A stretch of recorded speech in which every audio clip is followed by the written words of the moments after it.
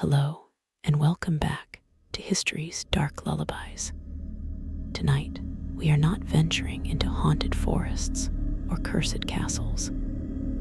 We are entering a different kind of labyrinth, one constructed not of stone, but of paper, suggestion, and sheer, audacious nerve. We are stepping into the archives of the unreal, the catalogs of the brilliantly false. For every bone-chilling truth the past has given us, it has also offered a chilling lie, dressed in the impeccable costume of fact. These are stories that unsettle not because of what they are, but because of what they reveal about our hunger to believe, our capacity for deception, and the fragile line where history ends and a very persuasive story begins. We are exploring the most unsettling historical hoaxes. Before we begin, find that comfortable space. Dim the lights. Let the outside world fade. This journey requires a different kind of attention, not to listen for ghosts in the static, but to listen for the flaw in the melody, the crack in the fresco, the single word in an ancient text that whispers, "I was made yesterday." A hoax is more than a lie. It is a narrative parasite. It attaches itself to our deepest desires, to find lost wisdom, to connect with the ancient and mysterious, to prove our own cleverness, or to confirm our darkest suspicions about the world. The most unsettling hoaxes are not those quickly exposed, but those that linger, that weave themselves into the fabric of our understanding, forcing us to question not just a fact, but our own ability to discern truth from a beautifully crafted fiction. So settle in. We are about to meet the forgers, the fabulists, and the pranksters who looked at the blank page of history and decided to write their own version in ink that seemed, for a terrifyingly long time, to be permanent. One, the Piltdown Man, the ape in the English garden. Our first hoax is a fossil. Not just any fossil, but the one that was meant to be the missing link, the triumphant, tangible proof of human evolution found, with impeccable nationalistic pride, in a gravel pit in Sussex, England, between 1912 and 1915. Amateur archaeologist Charles Dawson presented the world with fragments of a skull and jawbone that seemed to be the perfect hybrid. A human-like cranium indicating high intelligence, attached to an ape-like jaw with curiously worn-down teeth. He called it Eanthropus dawsoni, Dawson's Dawn Man. The scientific establishment, eager for a British origin story for humanity, embraced it. For 4 decades, Piltdown Man was a textbook fixture, a cornerstone of human prehistory. But the unsettling genius of Piltdown was in its construction. It was not a crude fake. The hoaxer, Dawson himself, or an accomplice like the Jesuit priest and paleontologist Teilhard de Chardin, or even the mystery writer Sir Arthur Conan Doyle, who lived nearby, displayed a diabolical understanding of what scientists wanted to see. The bones were carefully selected, a medieval human skull and an orangutan jaw. They were stained with an iron and chromate solution to match the Piltdown gravels, and the teeth were meticulously filed down to simulate human-like wear. It was a surgical strike on scientific vanity. It confirmed the prevailing, biased theory that human evolution was brain first, with a large cranium leading the way, a notion that conveniently placed European-like remains at the forefront. The hoax began to unravel in the 1950s with new dating techniques. Fluorine tests proved the skull and jaw were of different ages. The final blow came from microscopic analysis, which revealed the telltale scratches of modern file marks on the ancient teeth. The collapse was total and humiliating. The unsettling legacy of Piltdown is its exposure of cultural contamination. It proved that science is not conducted in a vacuum of pure reason, but in a soup of national pride, personal ambition, and deep-seated preconceptions. The hoax didn't just fool experts, it gave them exactly what they desired, wrapped in the soil of England. It whispers a terrifying question: how much of what we know is simply what we wish to be true, authenticated by our own eager hands? It turned the quest for human origins into a crime scene. And for 40 years, the entire scientific community had been carefully dusting a forgery for fingerprints. 2. The Hitler Diaries, the ghost-written past. In April 1983, the German news magazine Stern held a press conference that sent a seismic shock through the world of history. Their star investigative reporter, Gerd Heidemann, had obtained, through a shadowy chain of sources, 62 volumes of Adolf Hitler's personal diaries, spanning from 1932 to his death in the bunker in 1945. This was the ultimate historical jackpot. The inner thoughts of the 20th century's greatest monster, detailing his daily life, his secret opinions, his private regrets. Stern paid nearly 10 million Deutschmarks for them. Major media outlets across the globe clamored for the serialization rights. The diaries were physically magnificent. They were in heavy, leather-bound notebooks, filled with Gothic script matching Hitler's known handwriting, on paper with correct 1940s watermarks, sealed with red wax bearing Hitler's personal seal. They contained mundane entries about meals and weather, but also shocking revelations that seemed to rewrite history. Hitler claimed ignorance of the Holocaust scale, expressed artistic frustrations, and displayed a surprising sentimentality. The unsettling power of this hoax was its psychological audacity.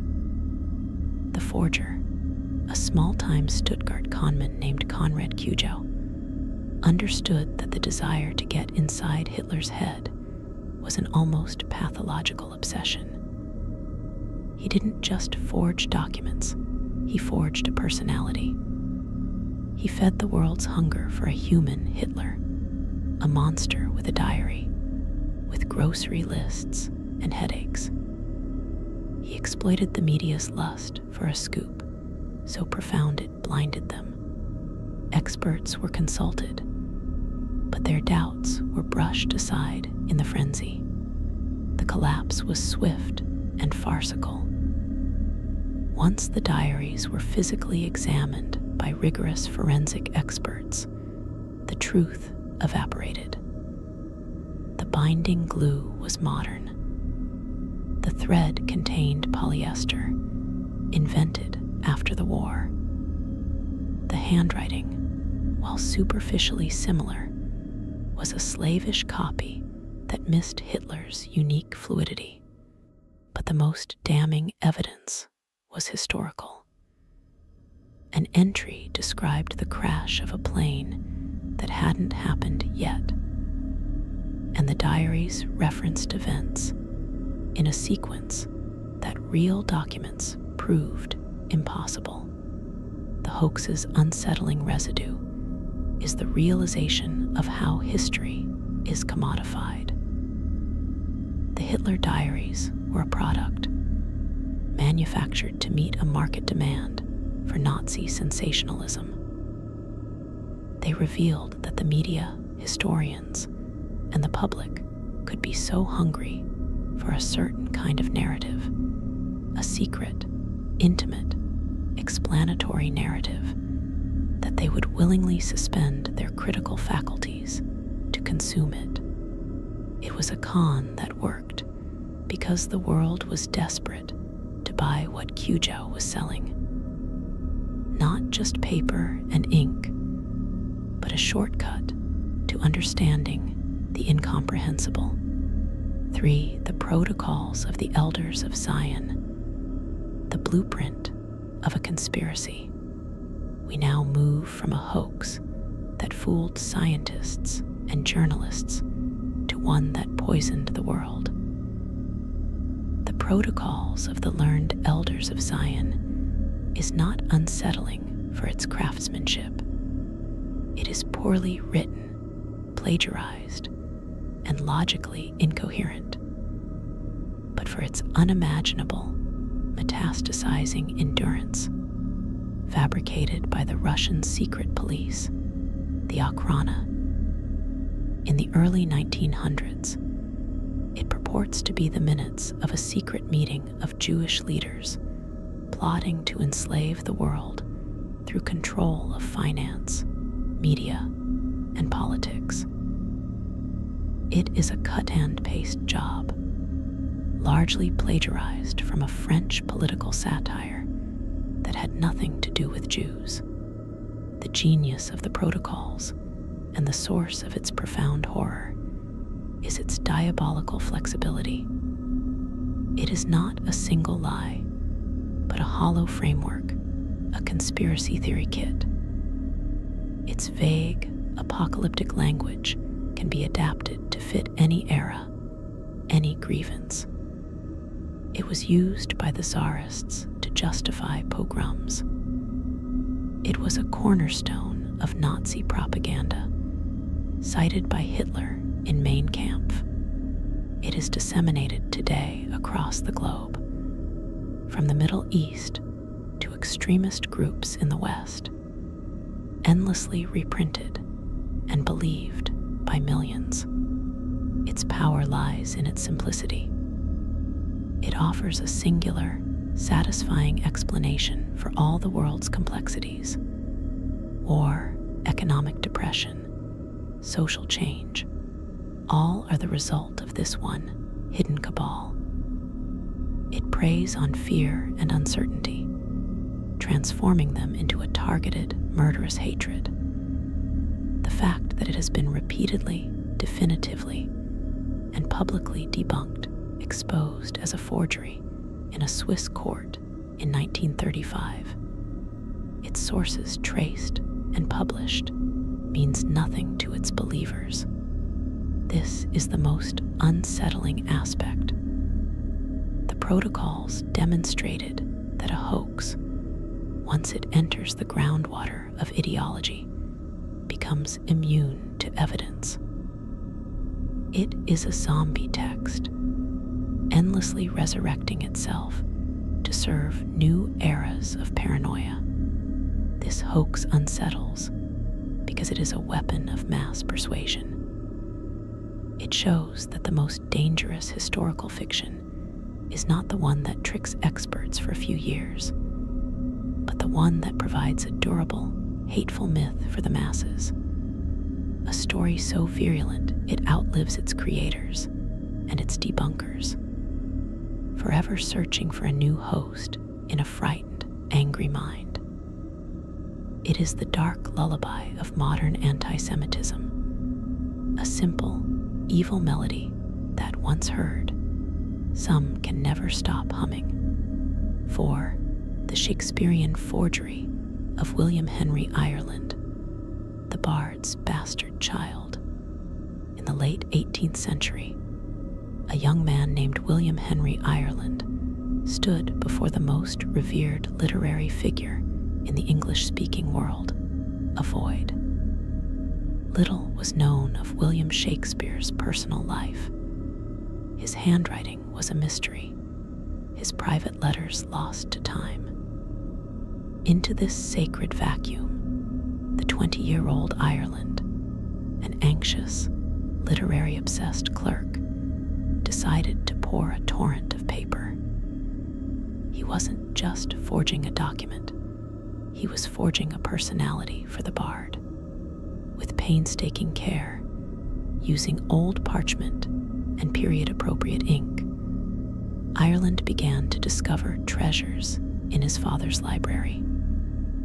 First came legal deeds with Shakespeare's signature. Then, a heartfelt love letter to Anne Hathaway, accompanied by a lock of the bard's hair. The literary world gasped, but Ireland was just warming up. He produced a Protestant profession of faith to silence rumors of Shakespeare's Catholicism. And then, the crown jewel, a lost Shakespearean play, Vortigern and Rowena. The unsettling brilliance of Ireland's hoax was its emotional calibration. He gave the scholars and public exactly the Shakespeare they yearned for, a pious, romantic, upstanding family man whose newly discovered play fit neatly into the perceived chronology of his works. The lock of hair was a masterstroke, a tangible, almost holy relic. Prominent scholars, including the esteemed James Boswell, fell to their knees weeping before these papers. The famed actor John Philip Kemble agreed to stage Vortigern at the Drury Lane Theatre. The unraveling began on opening night, April 2, 1796. The play was terrible, a turgid, melodramatic mess that bore no trace of Shakespeare's genius. The audience laughed, but the fatal flaw was in the forgeries themselves. Ireland, in his meticulous research, had copied a Shakespeare signature from a document that was itself a known forgery. He had also invented archaic words and spellings that never existed. Under mounting pressure, he confessed, the haunting legacy of the Ireland forgeries is their revelation of collective yearning. Shakespeare was a secular saint, and Ireland became his false prophet, fabricating sacraments for a hungry congregation. The hoax exposed how a culture's veneration can blind it to obvious fraud. So desperate is it for a closer connection, a more complete portrait. It proved that we do not just want the art of our geniuses, we want their laundry lists, their love notes, their hair.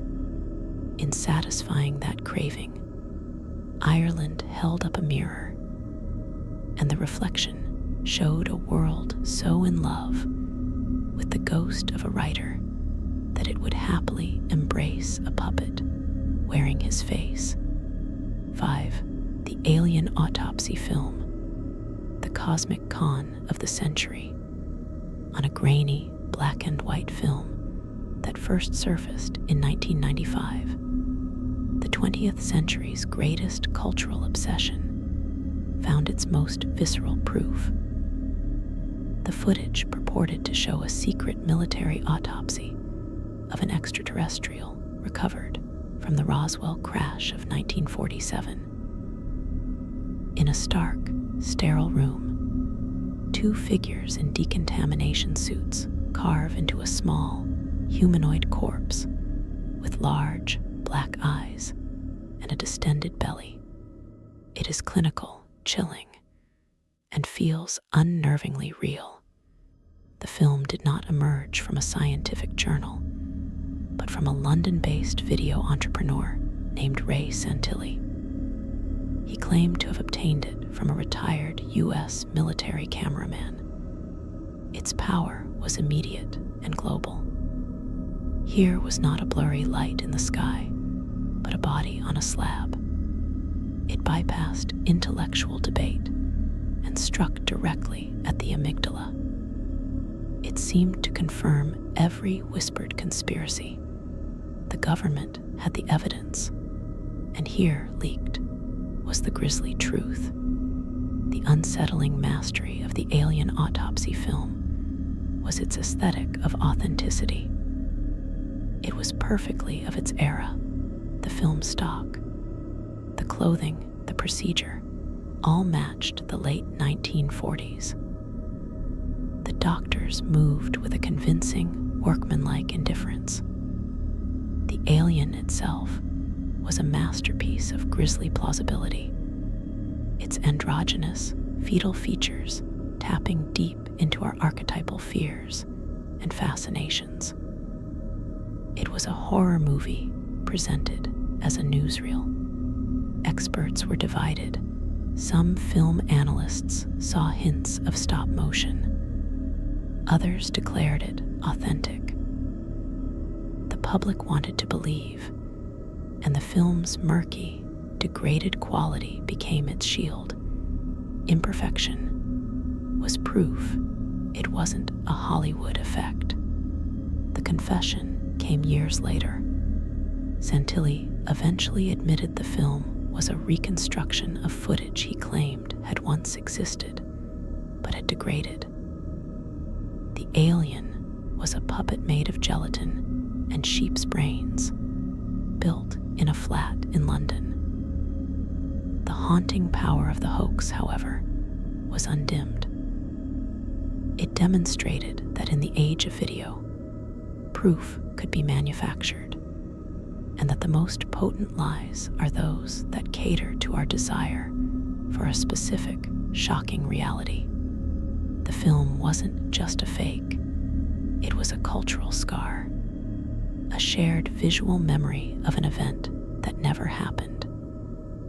It made the vast, philosophical question, are we alone, into a gory procedural, and for a moment, it made believers of millions, proving that the right image, presented with the right ambiguity, could short-circuit skepticism and become, for all intents and purposes, real history.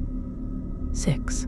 The donation of Constantine, the forged foundation of an empire. We now travel back to the 8th century, to a hoax so profound it didn't just rewrite history, it built 1,000 years of political reality. The Constitutum Constantini, or donation of Constantine, was a document purportedly written by the Roman Emperor Constantine the Great in the 4th century.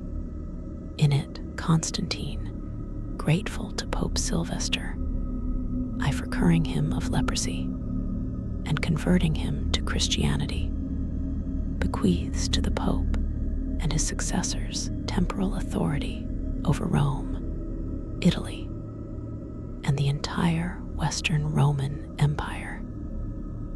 He even gives him the imperial regalia and the right to be preceded by imperial guards. The document surfaced just when the papacy, threatened by Lombard invaders and Byzantine emperors, desperately needed a legal and historical justification for its own earthly power.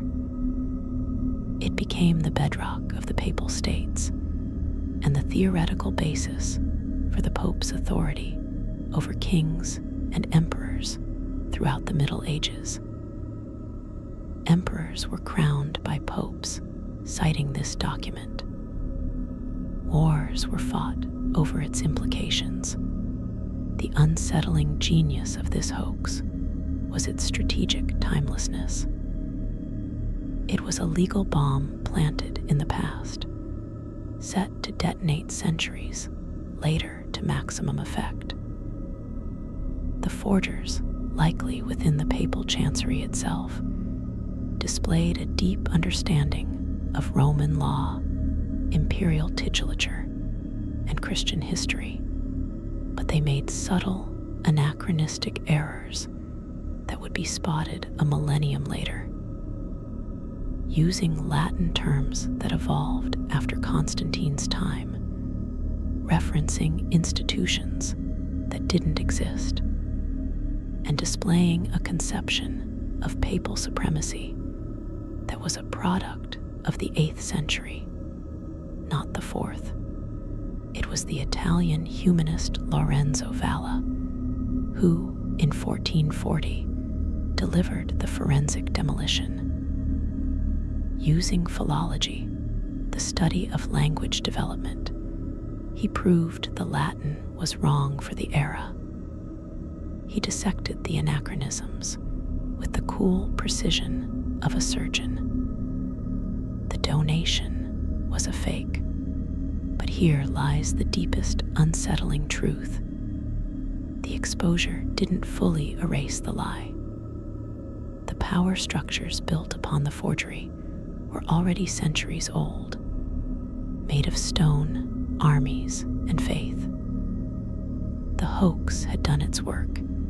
It had midwifed a new world order.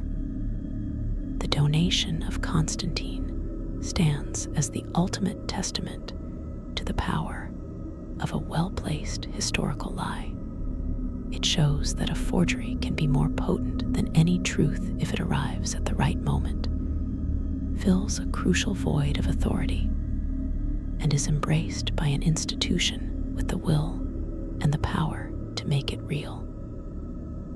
It is a haunting reminder that the map of our world, its borders, its hierarchies, its very centers of power, can sometimes be drawn with a forger's pen. And that ink, once dry and sanctified by time, can be harder to erase than blood. 7. The Cardiff Giant, the petrifaction of American faith. In October 1869, on a farm in Cardiff, New York, workers digging a well-struck stone. What they unearthed was a sensation.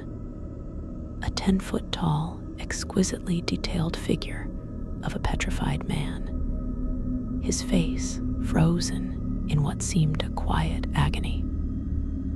This was no crude statue. It showed pores in the skin, muscles under strain, tendons in the neck. It was, proclaimed its exhibitors, and a thrilled public, a fossilized biblical giant, proof positive of the literal truth of Genesis. There were giants in the earth in those days. The giant was the brainchild of a New York tobacconist and atheist named George Hull. Annoyed by the fervent biblical literalism of a revivalist preacher, Hull decided to craft the ultimate argument. He commissioned a block of gypsum from Iowa, had it secretly shipped to Chicago, and hired a German stonecutter to carve the figure, using acids and needles to simulate pores and grain. It was then stained with ink and aged before being buried on his cousin's farm. The discovery was perfectly timed for an America riven by the debate between Darwinism and creationism. The unsettling power of the Cardiff Giant was not its craftsmanship, but its perfect capture of a cultural moment. It was a Rorschach test in stone. Scientists from Yale and elsewhere immediately declared it a fraud, a most decided humbug. But the public didn't want science. They wanted confirmation. Ministers hailed it as God's own evidence. Thousands paid to see it, reaching out to touch the cold, petrified skin of a myth. P.T. Barnum, the master of humbug, offered to buy it. When refused, he simply built his own copy and claimed his was the real one, adding a layer of meta-fraud that perfectly encapsulated the era. The hoax succeeded because it offered tactile theology. In an age of increasing doubt and scientific upheaval, here was something you could see, touch, and measure, a tangible anchor for fatting faith. It revealed that the desire to believe in the miraculous could overwhelm all critical judgment. The giant was a mirror held up to America's soul, and the reflection showed a populace hungry for wonders, willing to pay hard cash to suspend their disbelief before a block of carved gypsum. It was the Stone Age of American hoaxing, proving that the right lie, carved in the right stone, could become, for a fleeting moment, a national idol. 8. The Bosnian Pyramid Complex, the mountain that became a civilization. In 2005, businessman and self-proclaimed archaeologist Sam Osmanagic looked at the Visacica Hill near the town of Visoko in Bosnia and Herzegovina, and saw not a hill, but the largest pyramid on Earth. He proclaimed it the Pyramid of the Sun, part of a vast 12,000-year-old complex built by a lost, advanced civilization. This was not a hidden artifact. It was an entire landscape reimagined. He claimed the nearby hills were the pyramids of the moon and the dragon, all connected by a network of underground tunnels. The unsettling genius of the Bosnian pyramid hoax is its sheer geological scale. Osmanagic didn't forge documents, he forged a mountain.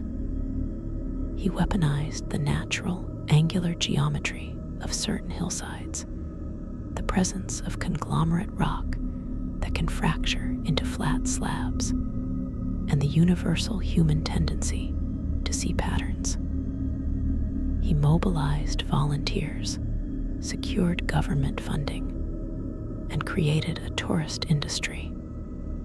He spoke of energy beams emanating from the peaks and hidden ceramic megablocks beneath the soil.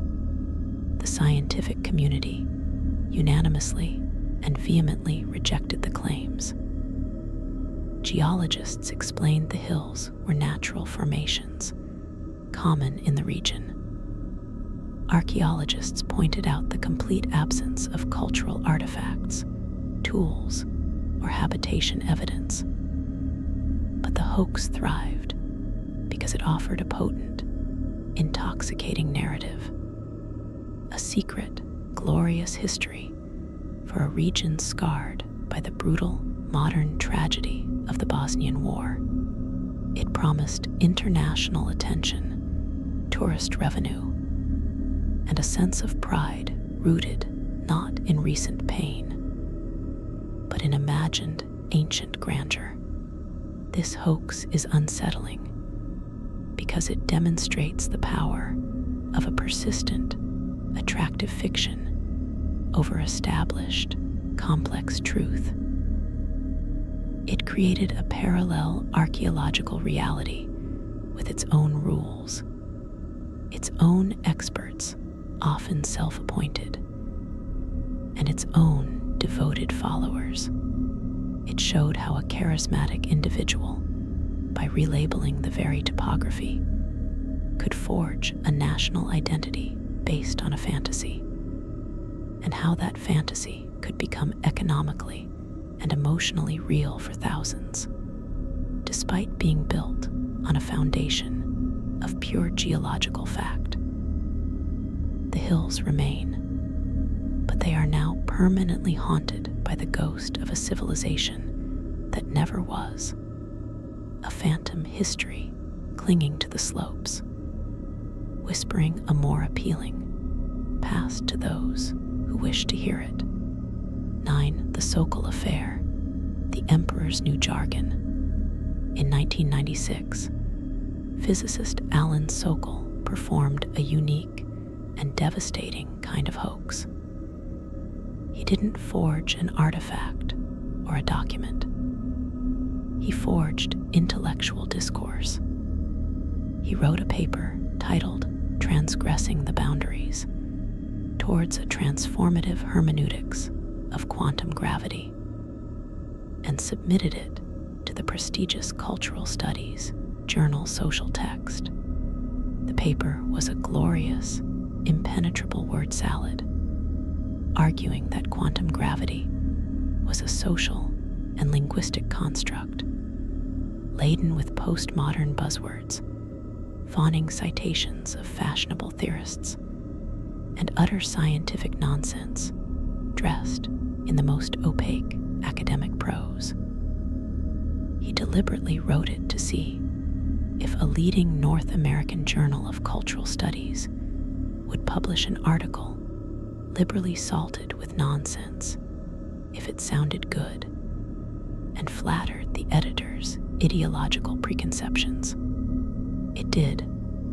The paper was accepted and published in a special issue on the science wars. Sokol then revealed his hoax in another journal, declaring his paper was a pastiche of left-wing cant, fawning references, grandiose quotations, and outright nonsense. The unsettling brilliance of the Sokol Affair was its surgical strike on intellectual vanity. It was a hoax that targeted not the ignorant, but the hyperliterate elite. It exposed a cult of obscurantism within certain humanities fields, where dense, fashionable jargon was valued over clarity and coherence, and where ideological alignment could trump basic scholarly rigor. The hoax demonstrated that in these circles, meaning could be secondary to performance, the performance of radical critique, of interdisciplinary mastery, of being on the cutting, incomprehensible edge. Its legacy is a deep, lingering suspicion. It forced a painful self-reckoning in academia. It asked, how much of what is published in the name of high theory is simply empty, pretentious gibberish, protected by a wall of jargon and a culture of peer approval that values transgression over truth. The Sokol Affair didn't just fool editors. It held up a mirror to an entire intellectual ecosystem and showed it was wearing no clothes, only a very impressive-looking vocabulary. It remains the ultimate philosophical prank, a ghost paper that continues to haunt the halls of theory, a reminder that the most sophisticated lies are sometimes written in the most academically impeccable prose, and that the desire to appear profound can be the easiest weakness to exploit. The protocols of the elders of Zion, the genocidal forgery. If a hoax can be said to have a body count, this is its grim monument. Emerging in the early 20th century, but claiming to be the minutes of a late 19th century secret meeting, the protocols of the elders of Zion purports to be a Jewish plan for global domination. It details a conspiracy to control the press, manipulate economies, destroy national identities, and subvert morals, a blueprint for sowing chaos in order to seize control. Its pages are a paranoid fever dream of absolute control. A tapestry woven from centuries-old anti-Semitic tropes, given the faux authority of a bureaucratic transcript. The unsettling, horrifying genius of the protocols is its plastic, adaptable emptiness. It is not a narrative, but a template for blame. Scholars quickly and repeatedly exposed it as a crude plagiarism, lifted largely from a French political satire that had nothing to do with Jews. Yet, this exposure was irrelevant. The hoax thrived because it offered a single, satanic explanation for every modern anxiety: industrialization, social upheaval, war, financial collapse. It translated the confusing, terrifying complexity of the modern world into a simple, hateful story with a clear villain. It was a key that fit every lock of prejudice. Its legacy is written in the blood of the 20th century. It was disseminated by the Russian Tsarist secret police, printed by Henry Ford in America, used by the Nazis as a central textbook for racial hatred, and remains in circulation today across the globe. The protocols demonstrate the ultimate catastrophic power of a historical hoax.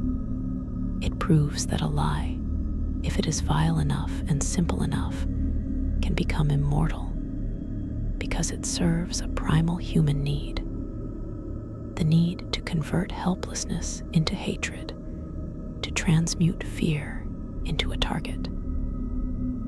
It is not a document, but a pathogen for the mind, a ghostly script that has induced not sleep, but a waking nightmare of persecution and violence across generations.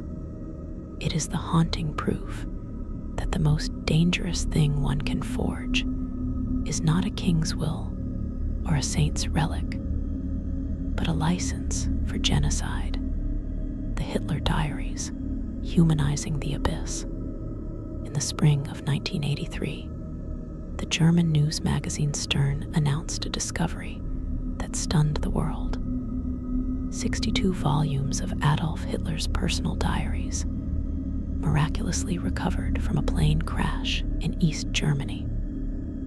For historians and the public alike, it was the ultimate taboo keyhole, a chance to peer into the private, unguarded mind of the 20th century's greatest monster.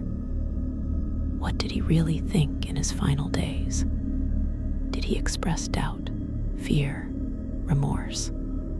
The diaries, filled with banal administrative details, petty grievances, and surprisingly little about the Holocaust, offered a strangely mundane, almost bureaucratically human Hitler. The unsettling power of this hoax lay in its profound psychological bait. It exploited a deep, uncomfortable yearning to understand the incomprehensible, to find the mundane man within the historical fiend. The forger, a petty criminal named Conrad Cujo, was a talentless painter, but a brilliant psychologist of the mundane. He filled the diaries not with grand philosophical evil, but with the trivial ephemera of a busy, self-important man. Notes on meals, weather observations, complaints about his health. He understood that the banality of evil could be forged too, and that this banality would be its most believable feature. The collapse was swift and farcical. Forensic tests revealed the paper contained post-war bleaching agents, and the ink was modern. The The binding threads were polyester. The handwriting, initially deemed convincing by experts, was a slapdash imitation. But the greater haunting lies in the desperation of the deception's initial acceptance. Major publications paid millions. Historians like Hugh Trevor Roper initially authenticated them. This eagerness revealed a profound cultural need: the desire to domesticate the demon, to file Hitler away in a ledger of comprehensible human failings. The hoax showed that even for history's greatest monster, we harbor a secret hope for a private, humanizing diary, as if understanding his grocery lists could help us understand the gas chambers. It was a hoax that failed in weeks, but in its brief life, it held up a mirror to our own troubled need to make even the abyss feel knowable, and in doing so, exposed a terrifying vulnerability in our historical conscience. The Piltdown Man, the ape in our ancestral closet. For 4 decades, from 1912 to 1953, a skull found in a gravel pit in Piltdown, England, sat at the heart of human paleontology. It presented a perfectly tailored ancestor for the British establishment. It had the large, sophisticated cranium of a modern human, coupled with the primitive, ape-like jaw of an ancestor. This Piltdown Man, Eanthropus dawsoni, was exactly what a certain strand of British science wanted to find: proof that intelligence, the large brain, came first in human evolution, and that this dawn occurred not in Africa or Asia, but in the gentle soil of England. It was the ultimate patriotic fossil, the unsettling, slow-burning horror of Piltdown was its longevity and its targeted flattery. It was a hoax that told its audience exactly what they wished to hear about themselves. It confirmed biases about European intellectual superiority and provided a convenient, local alternative to the more primitive, authentically ancient hominins being found elsewhere. The forgery was crude: a medieval human skull, an orangutan jaw, filed down teeth, all stained with potassium dichromate and iron to mimic age. But its power was not in its craftsmanship. It was in its narrative perfection. Its exposure was a scientific exorcism.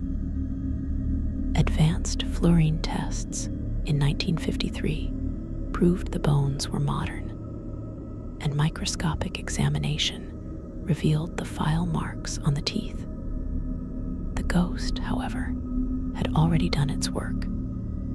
For 40 years, it had distorted the entire field of paleoanthropology, causing scientists to misinterpret legitimate finds to fit the Piltdown model. It fossilized a wrong turn in human self-understanding. The haunting legacy of Piltdown is its lesson in the corrupting power of nationalistic and egotistical desire within science itself. It showed that the most vulnerable point in the search for truth is not a lack of evidence, but a surfeit of pride. The forger, still not definitively known, though amateur archaeologist Charles Dawson is the prime suspect, did not just plant bones in a pit. He planted a flattering lie in the scientific mind, a lie that took root and flowered for a generation. proving that sometimes what we discover in the dirt is not our ancestor, but the grinning, fabricated reflection of our own desperate vanity. 13. The Voynich Manuscript, the Library of Babel's most beautiful ghost. In the rare book vaults of Yale University resides the most elegant, insoluble ghost in the history of hoaxes. Voynich Manuscript is a codex of about 240 vellum pages, filled from edge to edge with an unknown script, flowing in a confident, cursive hand that writes a language no one on earth can read. Its pages are illustrated with exquisite, bizarre paintings, unknown plants with impossible phytology, nude women bathing in interconnected, green-tinted pools of liquid, astrological diagrams featuring unfamiliar constellations, and cellular-looking diagrams of staggering complexity. Carbon dated to the early 15th century, it is undeniably ancient. But is it a profound secret or a profound sham? The unsettling, timeless power of the Voynich is its beautiful, silent scream. It presents all the aesthetic trappings of meaning, the careful script, the systematic illustrations, the clear organizational structure, while withholding meaning itself.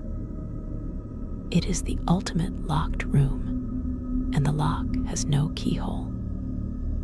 For centuries, the world's greatest cryptographers, from wartime codebreakers to modern algorithms, have battered against its walls and failed.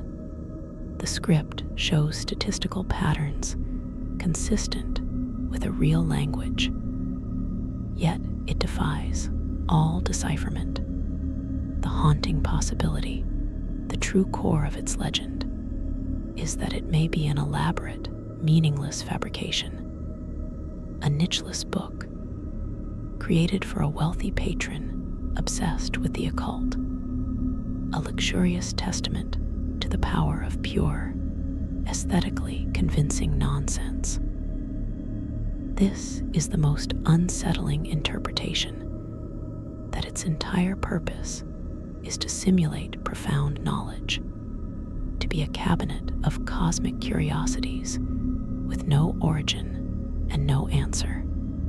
It offers the dizzying, terrifying notion that the past can hand us a sealed box, and we can never know if it contains a lost world or a master forger's joke on eternity.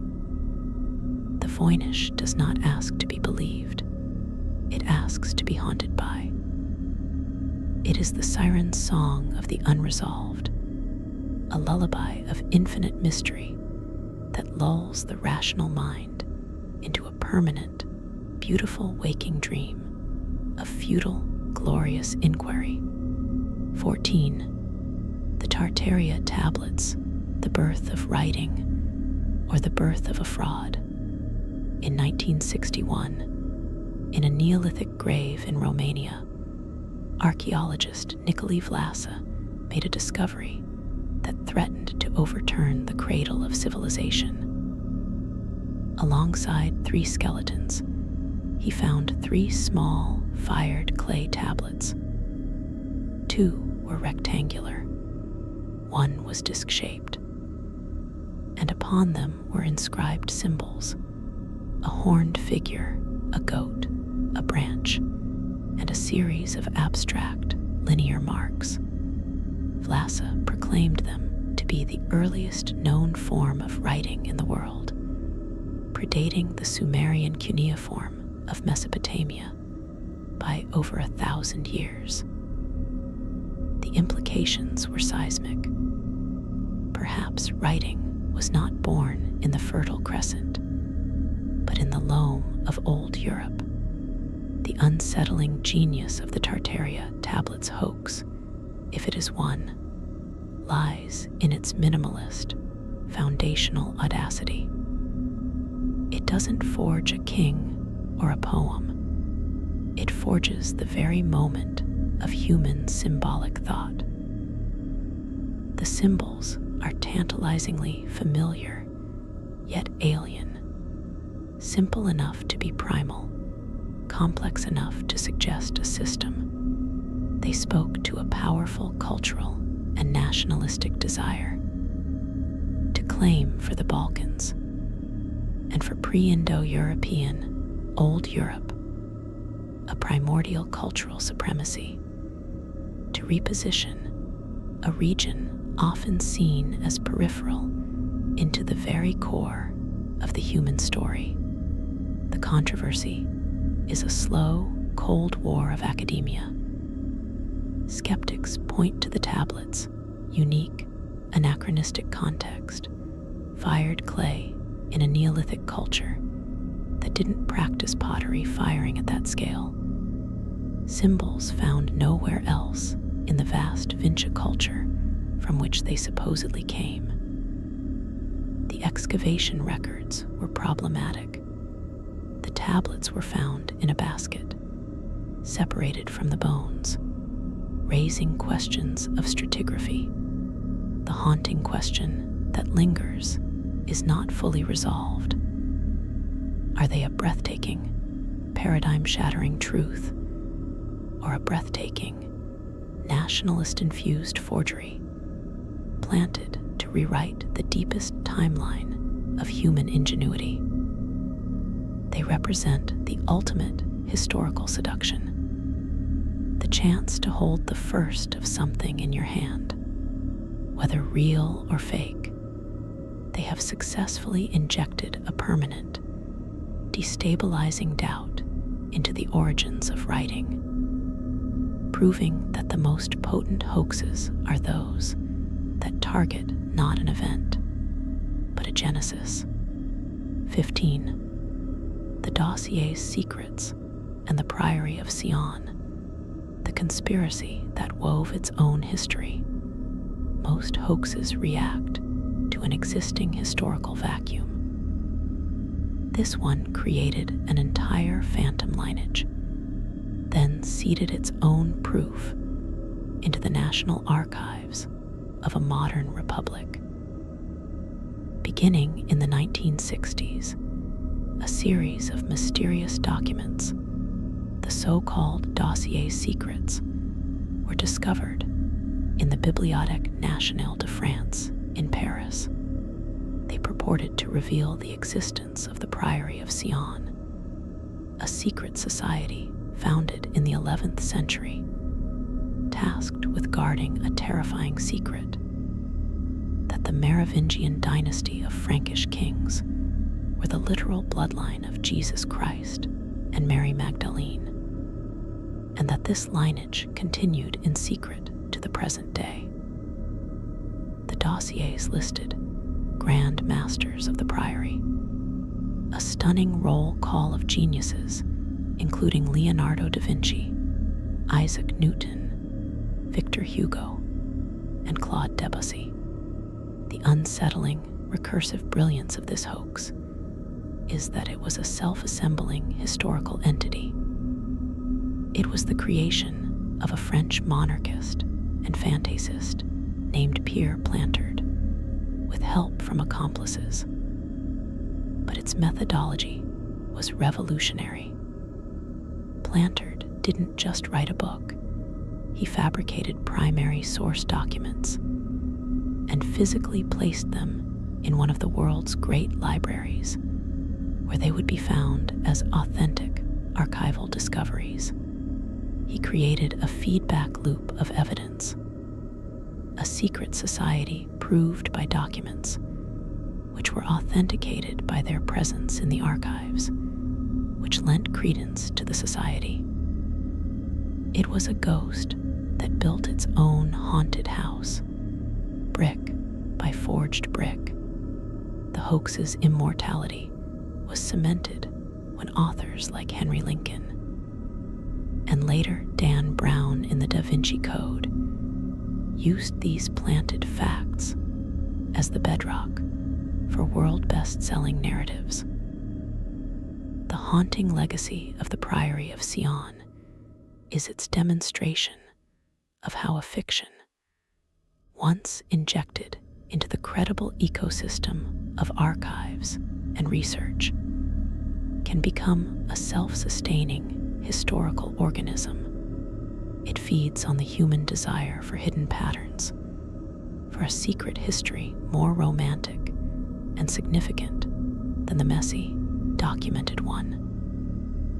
It proved that with enough patience and archival cunning, you could not just write a lie about the past, but you could actually weave it into the official fabric of the past, creating a phantom thread that millions would then pull on, unraveling not the truth, but their own capacity to believe in a truth that isn't spectacularly, mysteriously hidden. It is the meta-hoax, a deception about the process of history itself, and its echo is the sound of a billion pages turning, not to find a fact, but to follow a fiction's beautifully laid trail. 16. The Dulce-based narratives, the underground cinema of the alien. In the arid mesas of northern New Mexico, near the town of Dulce, a story took root in the late 20th century that grew far beyond mere UFO lore. It began with the claims of a man named Paul Benowitz, an electronics contractor, who, after witnessing strange lights near the Manzano nuclear storage facilities, became convinced he was intercepting alien communications. From this paranoid seed blossomed a sprawling, dark mythos. Beneath the Archuleta Mesa, a joint secret government and extraterrestrial facility known as the Dulce Base stretched for miles. Here, it was said, treaties were signed with gray aliens. Here, nightmarish genetic experiments fused human and animal DNA in vast, multi-leveled laboratories. Here, a secret war was fought between government Black Ops teams and the alien inhabitants.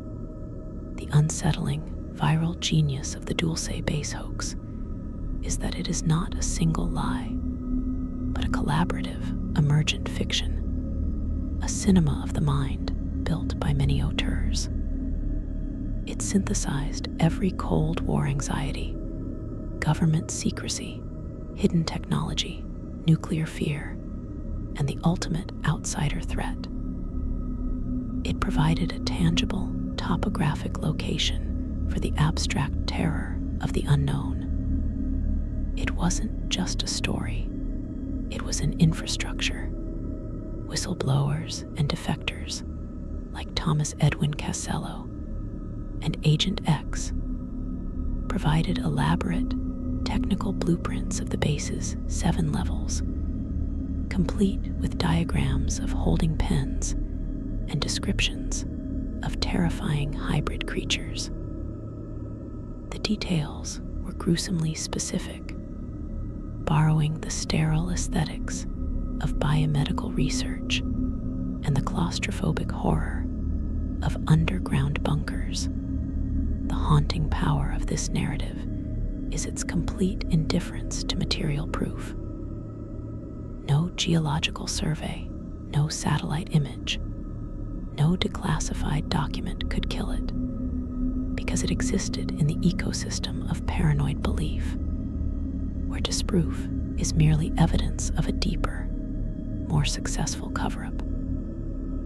It demonstrated that a hoax, when it becomes a shared, immersive legend, can generate its own reality, a reality of books, conferences, documentaries, and pilgrimages to a nondescript mesa. It turned a landscape into a screen upon which generations could project their deepest fears of collaboration and corruption. The Dulce base is the ultimate haunted house, but the ghost is not a person. It is the entire horrifying possibility that our world has a basement, and in that basement, our worst sci-fi nightmares are calmly, bureaucratically true. It is a lullaby that sings not of sleep, but of a waking, shared paranoia so vivid it carves its own geography into the collective psyche. 17. The phantom time hypothesis, erasing 3 centuries from the sky.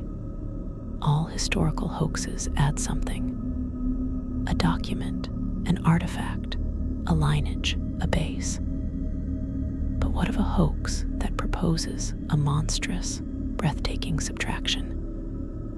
This is the brainchild of German historian Herbert Illig in the 1990s.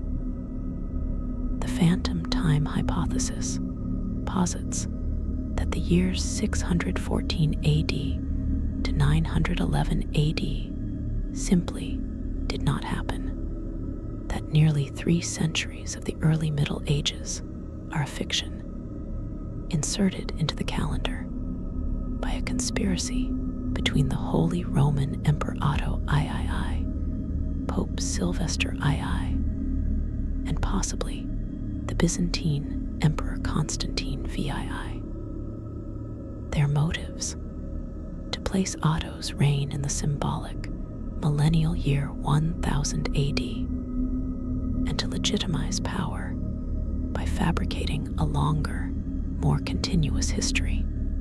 The unsettling, vertiginous genius of this idea is its sheer architectural scale. It doesn't tinker with events. It proposes that the scaffolding of time itself is false. Illig pointed to perceived architectural anachronisms, like the rapid spread of Romanesque architecture and gaps in archaeological records for the period. He argued that the Gregorian calendar correction in 1582 revealed an excess of days, pointing to invented centuries.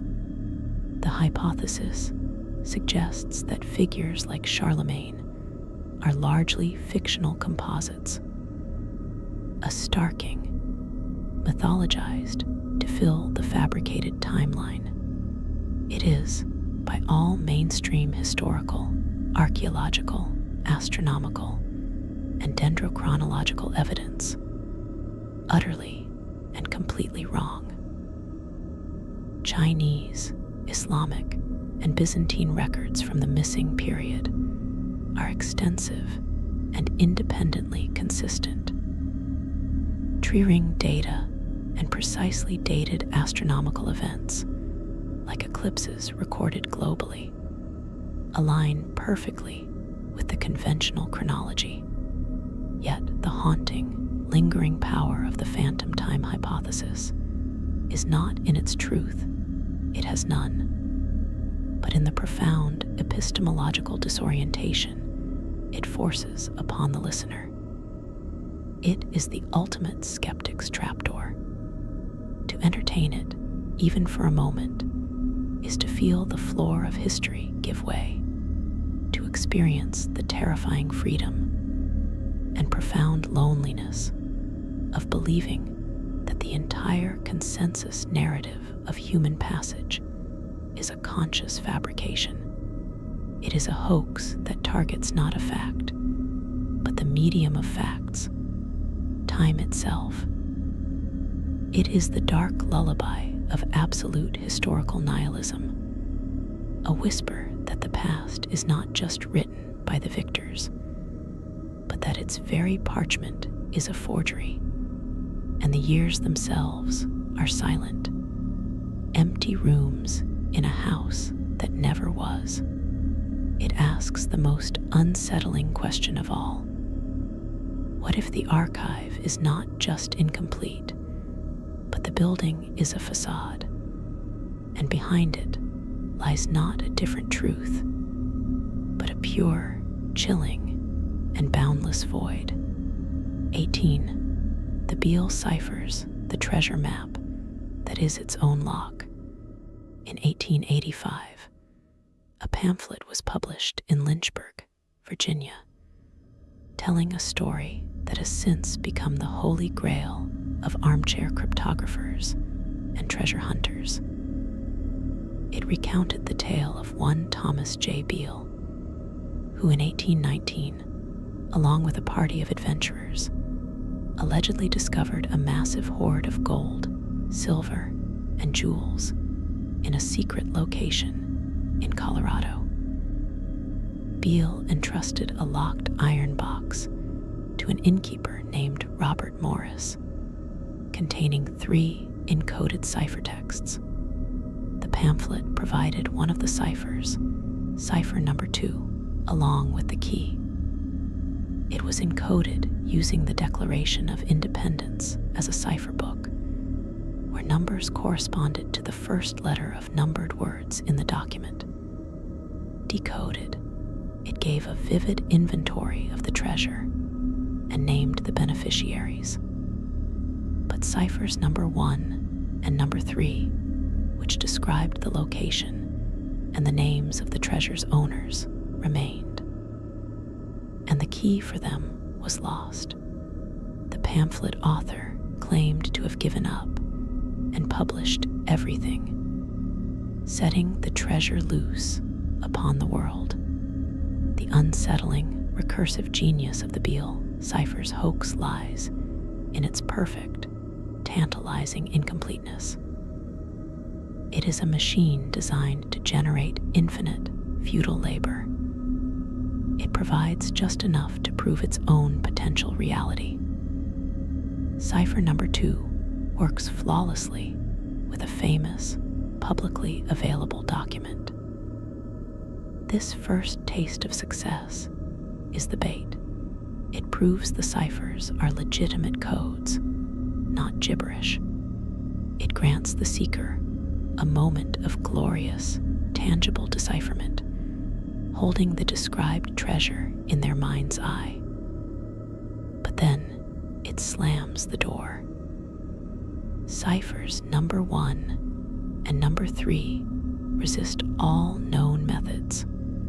They have become a cryptographic event horizon. The haunting power of this hoax is its indictment of the solving mind.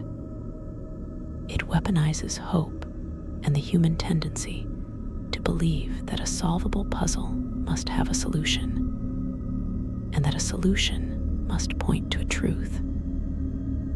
It has consumed lifetimes of effort, inspired wild theories that the works of Shakespeare or the Bible are the key, and led to actual excavations and ruined fortunes. The most plausible explanation is that the entire thing is an elaborate late 19th century fabrication, a brilliant literary scam to sell pamphlets, where the treasure is the endless fascination itself. The Beale ciphers are the ultimate historical honey trap. They are a ghost chest buried in the pages of a book, and the treasure is not gold, but the seductive, maddening process of the search. They whisper that the greatest prize is just one more decipherment away, ensuring the seeker is forever digging in the dirt of their own obsession, in a location forever encrypted, for a hoard that likely exists only in the elegant, cruel mathematics of the ciphers themselves. It is a lullaby that sings of riches, but its true purpose is to lure the listener into an endless, looping dream of discovery from which there is no waking. 19. The lost cause mythology, the haunting of a nation's conscience. This is not a hoax penned by a single forger, but a cathedral of false memory built by an entire culture, brick by heavy brick of omission, distortion, and wistful poetry. In the decades following the American Civil War, a concerted, pervasive narrative arose in the defeated South, later adopted by sympathetic factions nationwide. This lost cause mythology was a comprehensive recalibration of history, designed to transform a failed rebellion fought explicitly to preserve the institution of chattel slavery into a noble, tragic struggle for states' rights, regional identity, and a genteel, agrarian way of life threatened by northern aggression. The unsettling, systemic genius of this hoax was its holistic, emotional depth. It didn't just alter facts, it forged an entire sentimental reality. It centered the figure of the happy slave, loyal and childlike, content in a benevolent paternalistic system. It recast slave owners as chivalrous aristocrats, defenders of a civilization. It erased slavery as the central, causal factor of secession, pointing instead to abstract constitutional principles. It elevated Robert E. Lee and Stonewall Jackson to the status of saintly, reluctant warriors, of pure military genius, divorced from the cause they served. It framed the war's outcome not as a defeat for a morally bankrupt system, but as a lost cause, a tragic fall of a more honorable world before the crude, industrial might of the North. Its haunting power lies in its devastating success and longevity. This was a hoax woven into school textbooks, etched onto countless monuments, celebrated in film and literature, and passed down through generations as family and regional tradition. It created a powerful, alternative past that was more palatable, more romantic, and less morally taxing than the brutal truth. It allowed for a reconciliation between white North and South that was founded on the shared subjugation of Black Americans and the mutual agreement to forget the core atrocity of the conflict. The lost cause became the dominant national narrative of the war for nearly a century. The ghost it created is not a specter in a field, but a living, breathing poison in the American psyche.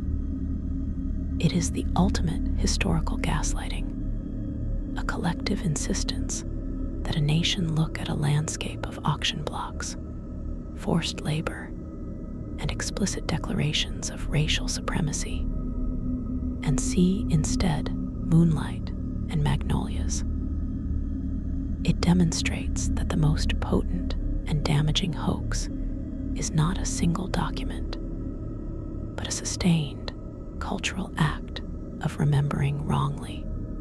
It is a lullaby sung to a nation, a soothing ballad of victimhood and valor that successfully, for generations, drowned out the screams, the cracks of whips, and the profound silence of a people denied their own story.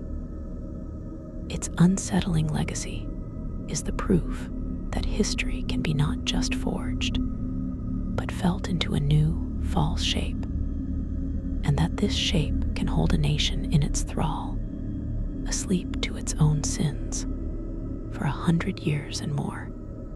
20. The Protocols of the Elders of Zion Redux, the Hypertextual Haunting, a case study in mimetic malware.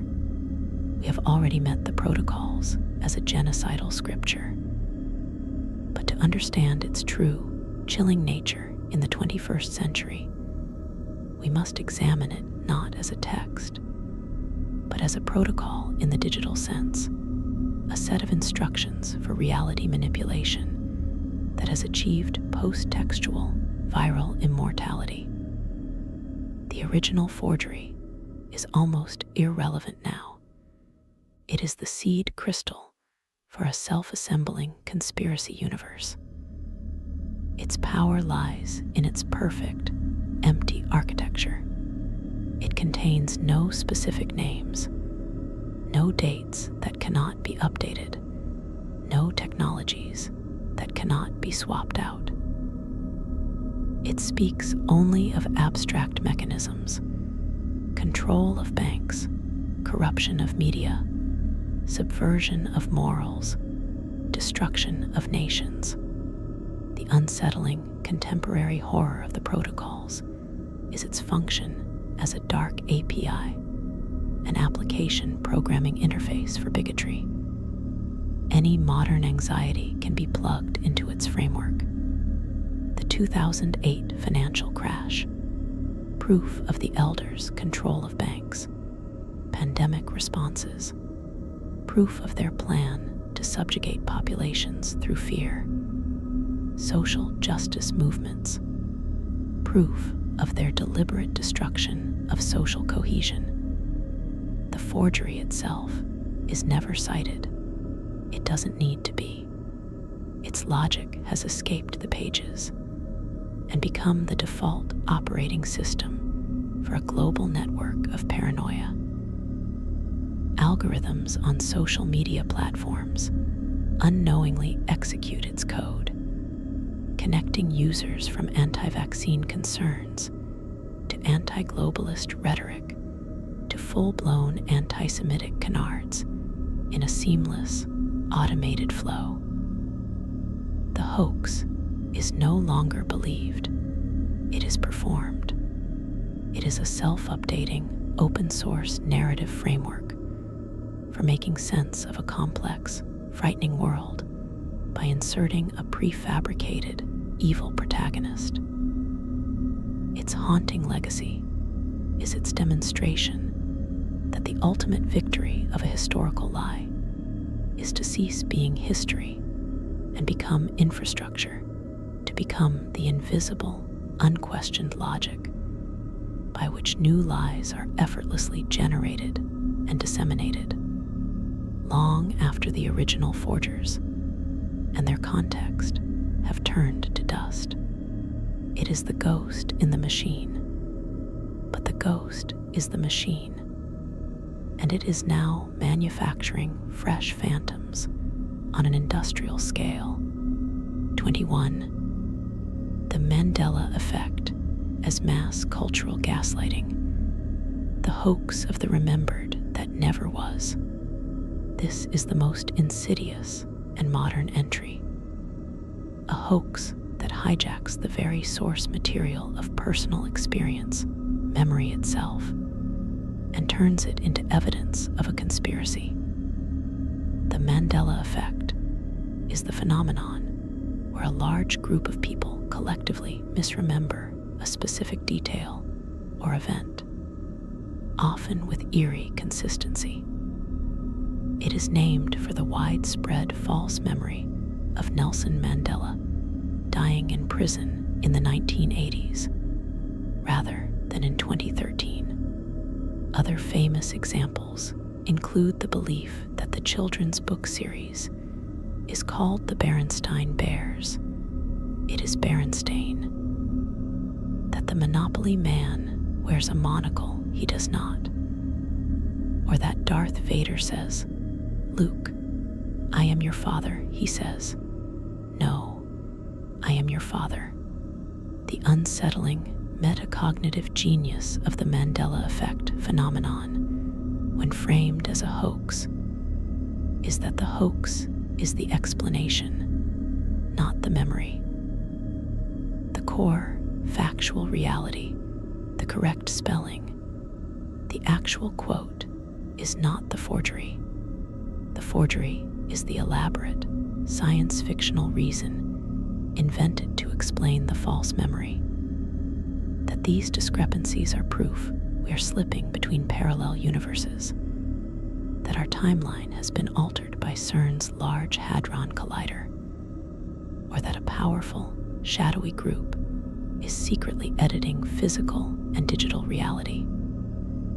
It is a hoax that uses a genuine, fascinating quirk of human neurology, the fallible, reconstructive nature of memory, as the compelling evidence for a preposterous conclusion. Its haunting power lies in its personal, psychological invasiveness. It doesn't ask you to trust an ancient document. It asks you to distrust your own mind, and then offers a fantastical solace for that distrust. The correct, mundane explanation that memories are fuzzy, that we conflate similar things, Berenstain/Berenstain, that pop culture misquotes become canon, is rejected as unsatisfying. The allure of the conspiracy is far more potent. It suggests our confusion is not a personal failing, but a cosmic symptom. It transforms a minor mental glitch into a sign that you are a sensitive traveler between realities. This is the ultimate postmodern hoax, one that forges a conspiracy theory about the nature of reality itself, using the raw material of our own imperfect recollections. It is a lullaby that sings a terrifyingly exciting story, that you are not misremembering, but that you are remembering a different world, a world that has been stolen from you. It offers the profound, paradoxical comfort of a grand, universe-shattering truth to explain why you thought a cartoon bear's name had an E. In doing so, it builds a chapel of profound significance on the foundation of a simple, shared mistake, proving that the most captivating prison for the mind is one where the walls are made of its own beautifully misinterpreted ghosts. 22. The Codex Seraphinianus, the encyclopedia of an impossible elsewhere, published in 1981 by Italian artist, architect, and industrial designer Luigi Serafini. The Codex Seraphinianus is not, in the traditional sense, a hoax. It makes no historical claims. It purports to document no lost civilization. And yet, it stands as perhaps the most profound and unsettling act of ontological forgery ever created. It is a massive, 360-page volume designed to mimic an encyclopedia or a natural history textbook from a universe parallel to our own. Every page is a masterpiece of surreal illustration. Plants that weave themselves into chairs and weep tears of light. Fish with human eyes, swimming through cities of liquid crystal. Bizarre machines that perform indecipherable Rube Goldberg-esque functions. Maps of impossible continents. Anatomical diagrams of creatures that are both familiar and deeply, physiologically wrong. And it is all explained in an elegant, flowing script, a wholly invented, utterly undecipherable language that follows its own relentless internal logic. The unsettling, transcendent genius of the Codex is that it forges plenitude. It is not a single lie, but the total, overwhelming sensation of a complete and functioning reality that is just beyond our comprehension. It presents the entire maddening apparatus of knowledge, classification, taxonomy, cross-referencing, systematic illustration, in the service of cataloging a world that does not and cannot exist. Its script is not a code to be broken. It is the perfect simulation of meaning without referent. It is the Voynich manuscript, but with the artist in full godlike control, demonstrating not the mystery of a found object, but the terrifying power of a conscious, total fabrication. Its haunting power lies in the profound cognitive dissonance it induces.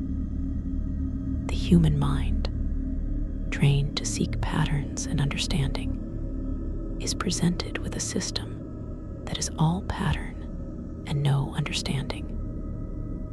It is the ultimate siren song for the rational intellect, luring it onto the rocks of pure aesthetics. To page through the codex is to feel knowledge itself become unmoored, to experience the vertigo of a universe that operates under a different, unknowable set of physical and biological laws, documented with the sober, academic seriousness of a botanical guide. It is a hoax against epistemology itself. It proves that the most convincing reality is not one that tells you a false fact, but one that surrounds you with the complete, beautiful, and utterly impenetrable architecture of an alternate truth.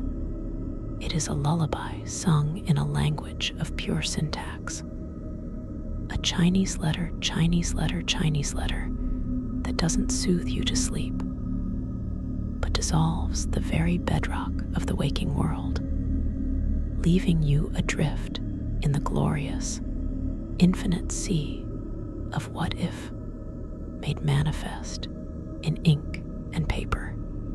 23. The Californian knock, the haunting that forged itself in the early 20th century. A specific and chilling phenomenon became part of West Coast American folklore, particularly in the mining towns and remote valleys of California. The Californian knock, or ghost knock. It was a precise, rhythmic rapping sound, 3 knocks, then 2, then 3 again, heard on the walls, doors, or bed frames of isolated cabins, often following the death of a miner or prospector. It was interpreted as a death omen, a signal from the other side, or the work of knockers, malevolent spirits of the earth. Newspapers reported it, families feared it, and the pattern became entrenched in regional legend. The unsettling, emergent genius of this hoax is that it likely had no original hoaxer. It is a paranormal phenomenon that appears to have forged itself through a combination of natural coincidence, psychological priming, and cultural contagion. The knock pattern is simple, memorable, and easily replicable by a settling house, expanding wood, cracking ice, or even the behavior of certain wood-boring insects, like the deathwatch beetle. But once the story of the knock was in circulation, once people knew what to listen for and what it meant, the human mind performed the rest of the forgery. An ordinary house sound, filtered through fear and expectation, became the dreaded signal. A neighbor's casual tap could be misinterpreted. And of course, the power of suggestion being what it is, some undoubtedly performed the knock as a prank, thereby confirming the legend. Its haunting power lies in its demonstration of a hoax, arising organically from the landscape and the human psyche. It requires no forger, only a template, the knock pattern, and a fertile ground of isolation, superstition, and recent mortality. The Californian knock became a self-validating loop. The belief caused people to hear the knock in mundane sounds. Reports of the hearing solidified the belief, which led to more hearings and reports. It forged its own evidence from the very fabric of everyday life. It shows that the most pervasive and believable deceptions are not necessarily plotted, but can crystallize out of the atmosphere of a time and place, using human fear as their catalyst. It is a ghost story that wrote itself into the soundscape of a region, a collective auditory hallucination given the weight of tradition. It is the ultimate folk hoax, a lie not born from a single mind, but breathed into being by the collective lungs of a community, a chilling lullaby composed by the wind in the eaves, the contraction of timber, and the irresistible human need to find pattern and intention in the random noises of the night.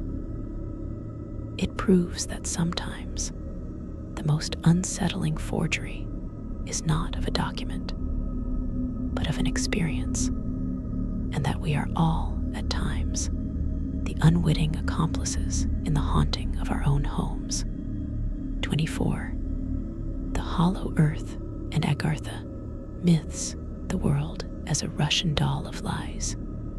The concept is deceptively simple, yet infinitely expansive. Our planet is not a solid sphere, but a hollow shell. Within it exists another world, lit by a central sun, home to ancient civilizations, lost lands like Hyperborea or the kingdom of Agartha, populated by advanced beings, sometimes the descendants of Atlantis, sometimes spiritual masters, sometimes extraterrestrials. This idea, floating on the fringes of mythology and pseudoscience for centuries, was crystallized into a modern historical hoax by figures like John Cleves, Sims Jr.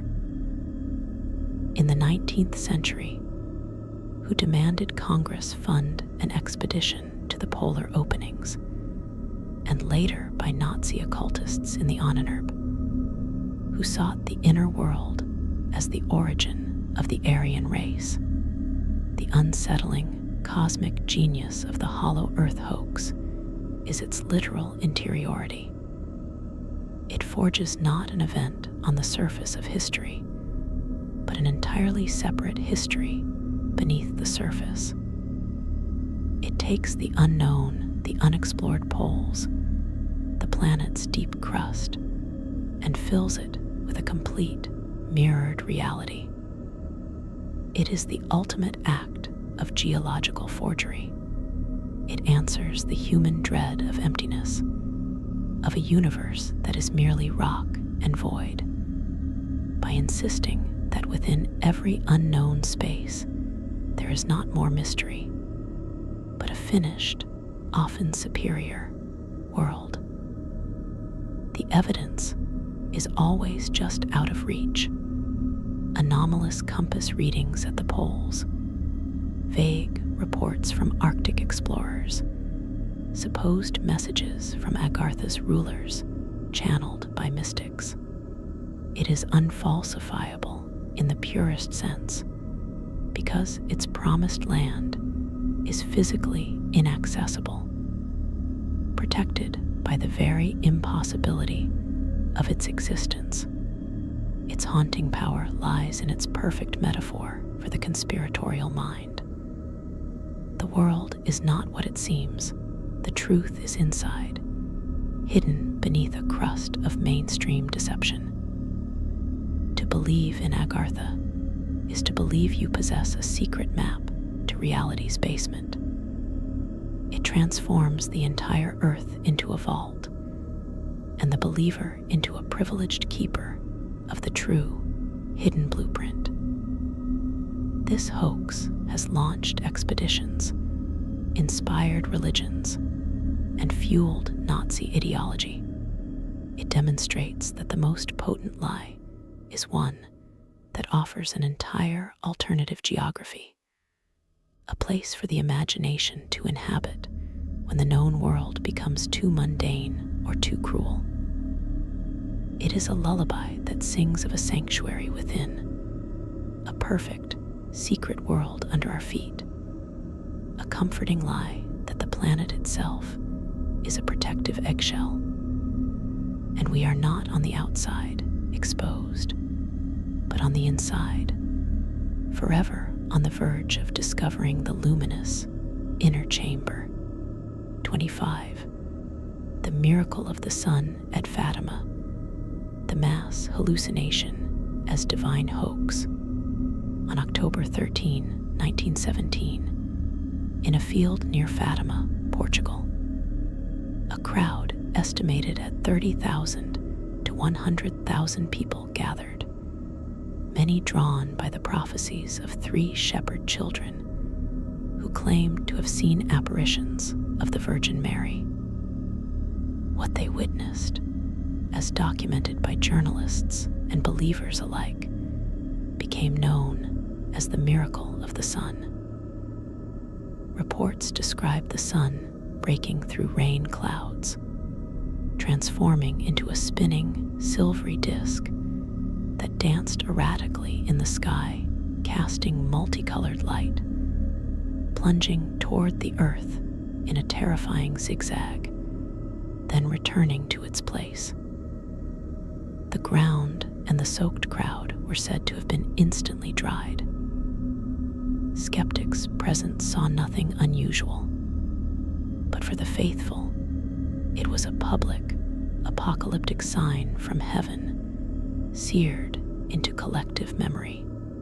The unsettling, sublime power of Fatima lies in its status as a potential involuntary mass hoax, a deception perpetrated not by a person, but by the interaction of belief, expectation, physiology, and perhaps environment.